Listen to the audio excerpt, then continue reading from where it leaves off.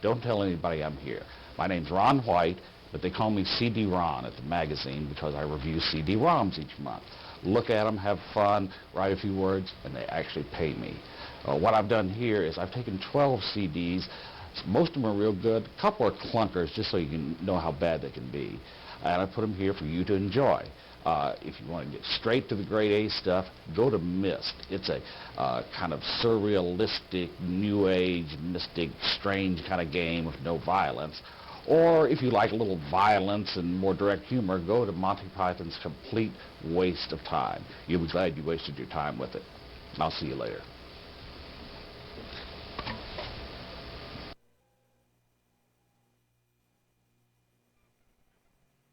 Personally, I like a little shoot-'em-up action in my video games, but even somebody as bloodthirsty as I am can appreciate this.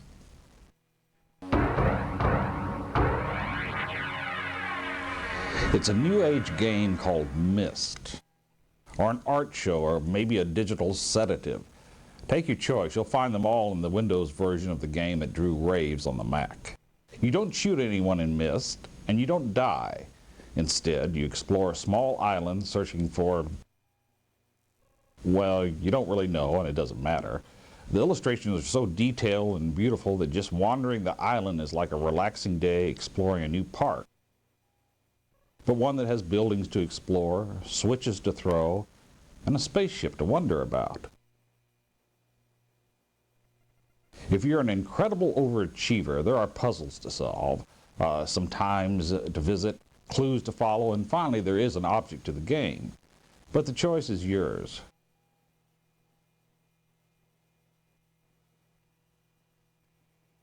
We like the CD's soothing soundtrack of low-key music, waves, and wind so much that we let the game idle in the background as we do something in the real world.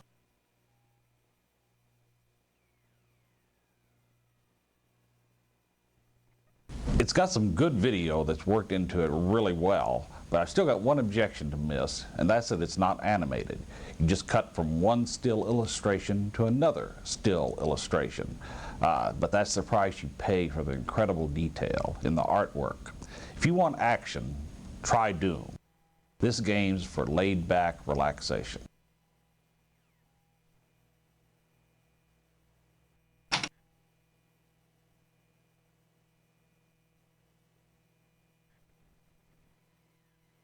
Do you like silly walks, dead parrots, pointless arguments, and English twits in general? Well, then here's a CD that's completely different. Monty Python's Complete Waste of Time. While other software are trying to bring order and organization into your life, Complete Waste of Time tries to bring in anarchy. For example, look what happens when you press F1 for help. No, no, no, no, you loopy brothel inmate! Well, let's try that again. Now, what seems to be the problem? You can tell me. The rest is taken up by some of the Python's best BBC skits. The cheese shop, the dead parrot, the argument room, among others. You naughty person. The interface defies logic and order. Clicking on just about anything will get you a game of Spot the Loony, the famous lumberjack song, or just a friendly warning not to click there again. You know, I still wet my bed. And if you do something wrong, you're sent to a penalty box where you have to listen to horrid music. The BBC would like to apologise for the extremely poor quality of the next announcement. If you don't do anything at all, the CD ambles about willy-nilly as it likes. In a feeble attempt to get buying the CD approved by the purchasing department, there are some ostensibly serious wallpapers, icons, and screensavers, but we know better than to fall for that. Stop it! Stop this! This hideous facade! This is silliness for silliness' sake. Let's just not tell the bean counters. Silence, naughty lady of the night! Oh, and there's also a few games that involve hitting people on the head and flatulent animals. And there's a hidden game, and if you solve it, you might win a Multimedia PC or $5,000. But don't look for any help from me. It's every man or woman, as the case may be, assuming there is a case, for him or herself. This is the silliest sketch I've ever been in. Shall we stop it? You're all right.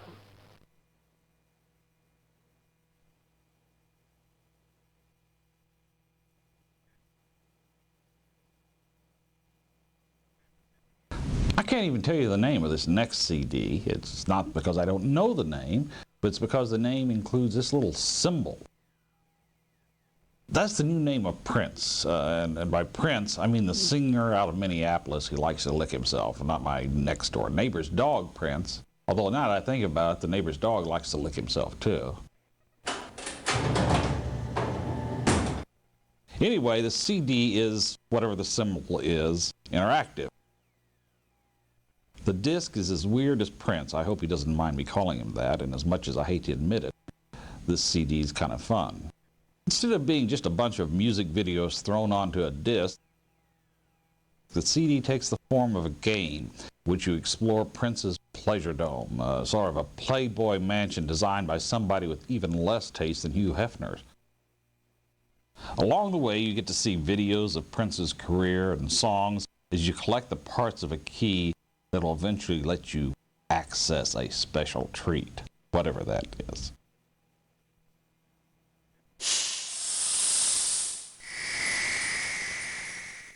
The feel of the CD is remarkably similar to that of Myst, a more intellectually challenging and mystic CD-ROM game. Both are laid-back, non-violent explorations, but Prince Interactive has something Myst doesn't. Touch me. No, touch me. We can thank Prince for finally bringing scantily clad women to mainstream CDs. But of people who enjoy watching music videos, especially those done by a guy who can't grow a decent mustache, are these the same people who like to play mystery games? I hope so, or else we're going to find a lot of CDs that have music thrown onto them kind of willy-nilly.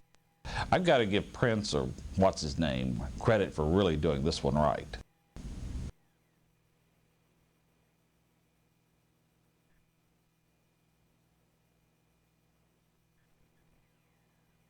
If you aren't already a paranoid obsessing on inconsequential and strange coincidences, in other words, you're not Oliver Stone, well, you might be by the time you finish spending 8 hours alone in a dark room with only your PC and this CD-ROM. It's about JFK and his assassination. JFK, Assassination of Visual Investigation, combines text, video, and animation to explore the 30-year-old murder of President Kennedy. Just when I thought I'd scream if I heard one more conspiracy theory, here's a wealth of details presented and linked so artfully that I'm fascinated all over again. The Windows disc pieces together newsreels, home movies, television, and sound recordings to capture the story of the assassination. In addition to the famous Zapruder film, it adds 2 others, and the controls to display them, one gruesome frame at a time. If that's not detailed enough for you, slow-motion animations trace the paths of bullets according to the various scenarios of the murder. The CD brings no new revelations about the assassination, and it's for those looking more for a casual exploration than scholarly study. The videos don't have the visual detail needed to advance one theory over another. And the CD's text, which is linked by hypertext words, contains only 3 volumes. The Warren Commission report for the official version, Crossfire, the plot that killed Kennedy, which represents the Commission's detractors, and The Assassination of John F. Kennedy, a complete book of facts, which covers the neutral ground. But unless you're an insatiable assassination buff, then the CD provides more than enough material to explore a murder that'll never make sense no matter how much we know of it.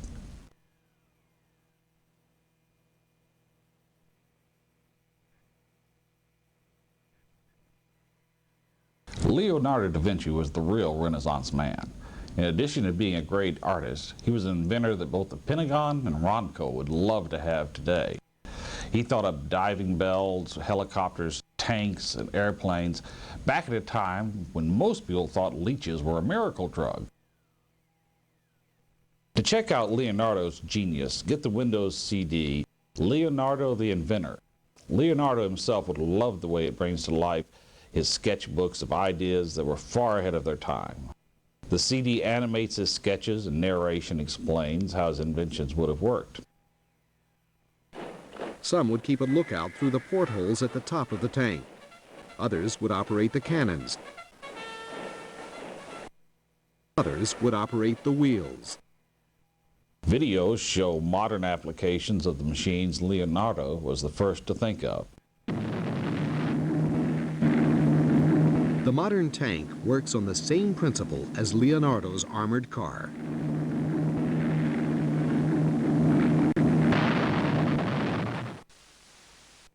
There's some really lame games that you can ignore. CD publishers should stop thinking that material as fascinating as Leonardo needs third-rate games to grab the user. One good touch of fun is that the CD comes with glasses so that you can watch some of the animations in 3D. Now, Leonardo would have liked that. Matter of fact, he probably thought it up.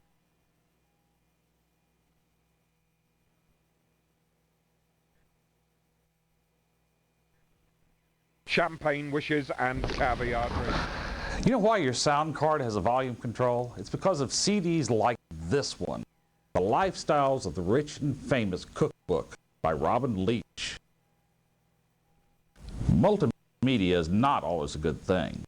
With this CD, turn the volume down so you can explore its recipes and celebrity trolling without having to listen to Robin Leach's shouted, grating narration.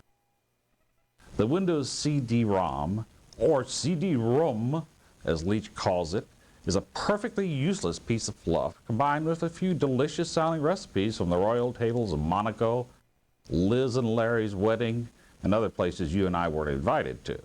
If your National Enquirer subscription is late and you have a burning desire to know more about Jerry Lewis, Eva Gabor, or Ivana Trump, you can of course see the videos of the famous as Leach drools over them. Hi out there in television land. My God, is this in focus? If you're already stuffed on people food, well then you can visually sample some of the food of the famous. Each one of the recipes prints out with a nice little picture to show you what the food looks like. There are things like Katie Couric's chilled cream of carrot soup and Joan Rivers' minced meat rissoles. This CD comes with everything except a sense of smell and sometimes a sense of taste. Bon appetit.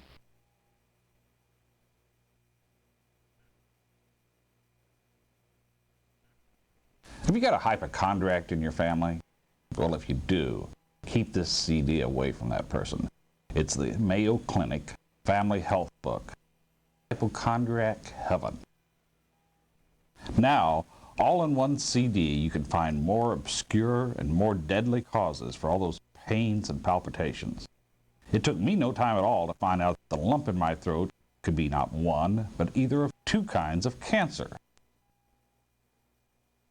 And who says computers don't increase productivity?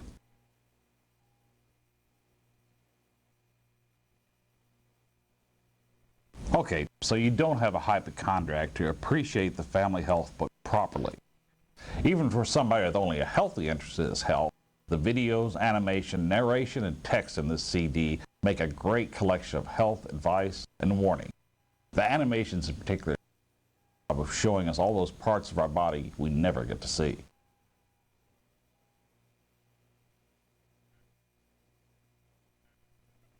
Planning to visit London's museums this year? Me neither, unless they start putting tickets to the Concorde and Cracker Jacks boxes. But Microsoft Art Gallery lets you use your CD to tour London's National Gallery, a treasure trove of more than 2,000 paintings from the 13th to the 20th centuries. The Windows CD is more than a classy art show. It uses animations to bring the artwork to life, demonstrating everything from composition to artists' foreshortening tricks to how paintings are restored. I particularly like this animation. It shows how a skull appears when you look at it straight on and when you look at it from the side. This is better than a virtual reality tour because you can do things you'd never do in reality. I mean, just try going to the real National Gallery and drawing red lines on the martyrdom of Saint Sebastian like Art Gallery does to explain the painting's composition. Plus, you get more than 5,000 pages of background that tell you all about trends in art and artists' lives. If you love art, this is a CD you'll return to again and again. This is why Bill Gates has been buying up the rights to art all over the world. Then more power to Bill and Microsoft.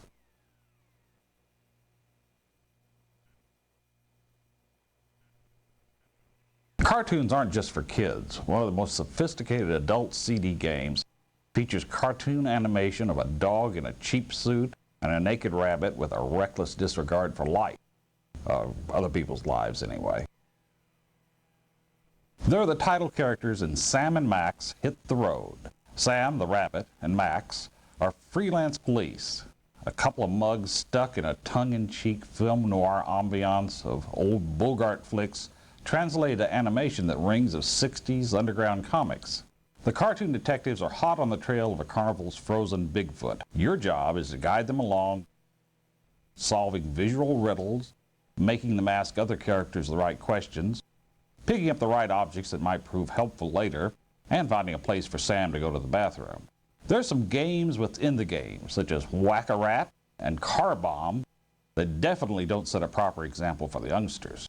But I didn't find them much fun to play compared to just poking Sam and Max around to see what would happen next. Unlike most other character games that try and fail to be funny, Sam and Max's lines are clever and their deliveries are perfect deadpan. It's like Lethal Gun 33 1/3 in a video game. I'm a sucker for it.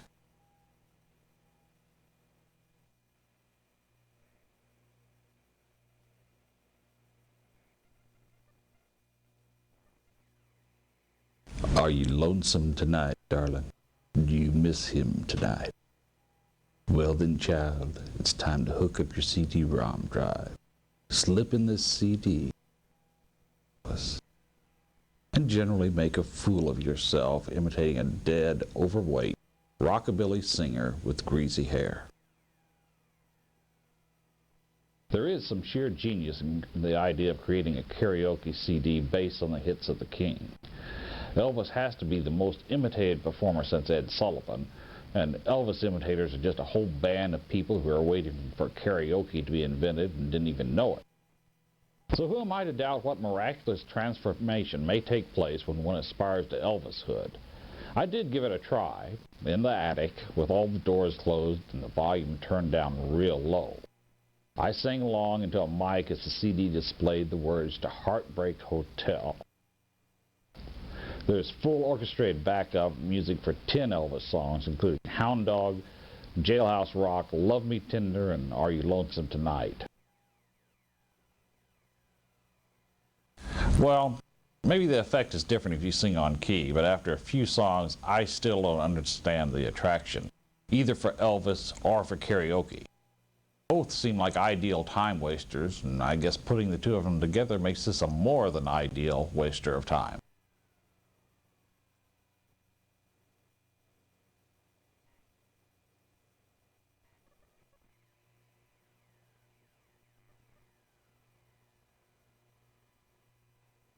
Are you too tired of waiting for understanding aliens to beam you up to their mothership? Well, maybe you've just been trying to get picked up in the wrong places. You need UFO, a Windows CD that contains a complete database of UFO encounters. You can look up close encounters by location, date, type of encounter, number of flying saucers, and whether an abduction was involved. You can even search for encounters that involve cattle mutilations. Based on the criteria you choose, a map pinpoints popular spots for the vacationing extraterrestrial. You can click on any of the spots to get details of the encounters, and many of the locations also include video or still photos.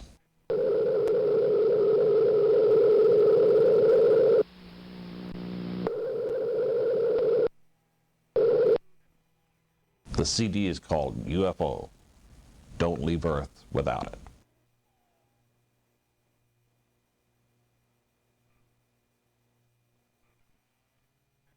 The idea of multimedia combined with games sounds like a natural, doesn't it? You can have the real sounds of explosions and spoken taunts from the game itself. Well, multimedia is a good idea, not always when it comes to games. A good example is Wrath of the Gods. The premise of the CD sounds like a sure bet. It uses video and other multimedia to provide 40 hours of playing among the classic myths. After all, the Greek stories of the gods have been big box office for centuries. This can't fail, right? Wrong, and it fails for exactly the reasons it sounds so intriguing. By using video and high-res still photos instead of traditional game animation, Wrath of the Gods becomes stiff, awkward, and boring. This is essentially a Zork game with pictures instead of text descriptions. You can move your characters in a few directions, pick things up, listen to other characters, but that's about all. To meet the requirements of multimedia visuals, the game has to be fairly static. When characters speak, for example, their bodies are rock still while only their heads or mouths move like a bad Saturday morning cartoon. The multimedia hasn't enlivened the game, it's deadened it. All in all, Wrath of the Gods illustrates the biggest myth in multimedia today. The myth is that multimedia, especially video, is going to improve any software it's added to. That's not necessarily so. Like Myst and The Seventh Guest that use video well. But just in itself, multimedia is no guarantee that a game's going to be any better than Pong.